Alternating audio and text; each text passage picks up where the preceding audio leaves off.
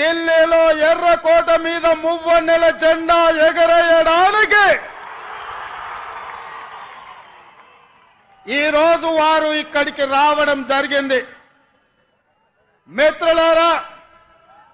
ఉత్తర తెలంగాణ నుంచి గోదావరి నది, దక్షిణ తెలంగాణ నుంచి కృష్ణా నది పోటెత్తి తుక్కుగూడలో సునామీని సృష్టిస్తే ఎట్లా ఉంటుందో,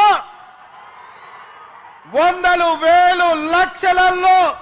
కాంగ్రెస్ పార్టీ కార్యకర్తలు రాజీవ్ గాంధీ ప్రాంగణం తుక్కుగూడలో కదము తొక్కితే ఆనాడు బీఆర్ఎస్ ను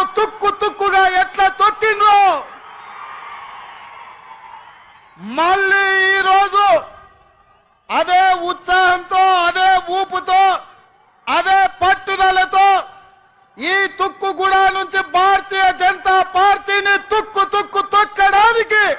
కదం తొక్కినందుకు మీకందరికీ మనస్ఫూర్తిగా హృదయపూర్వకంగా నమస్కారాలు తెలియజేస్తున్న మిత్రులారా.